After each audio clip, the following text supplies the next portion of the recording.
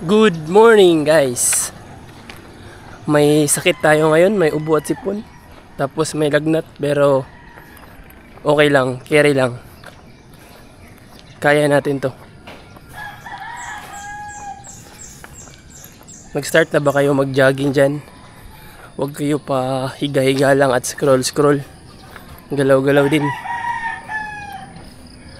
Workout lang ako. Papunta ang oval. I mean, walking lang. Let's go. Hello guys. I'm gonna run 10 kilometers today.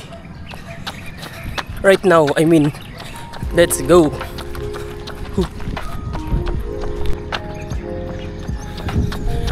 Let's go. 10 kilometers.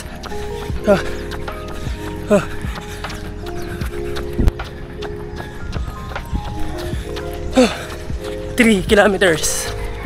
Let's go. Last 7. 5 kilometers. Let's go. Last 5.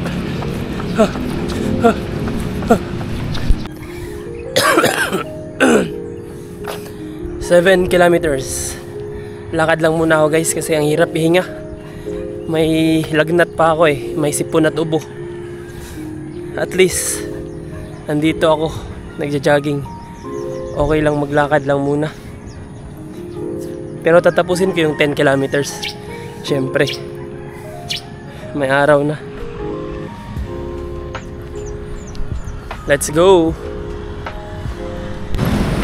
9 kilometers. Let's go. Hello guys. Day 24. 10 kilometers complete. Pahinga muna ako saglit. Pagod, lalo na pag may sakit. Hirap ihinga. May workout pa ako, pero tatapusin ko to. Pahinga lang saglit. Let's go.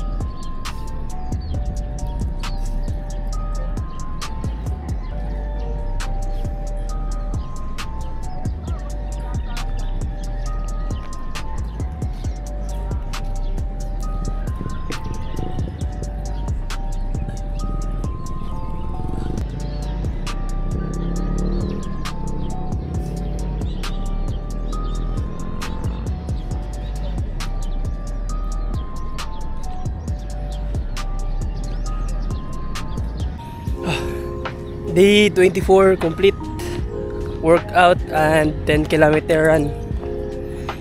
Wala tayo sa kondisyon ngayon pero ang importante natapos natin yung routine natin. Iba talaga pag may sakit. Okay lang, at least natapos. Kailangan natin ng vitamins para hindi tayo dapuan ng ubo at sipon. Bukas ulit guys, thank you. Dapat kayo rin mag-workout din kayo araw-araw para fit kayo. Iwas sa high blood. Thank you.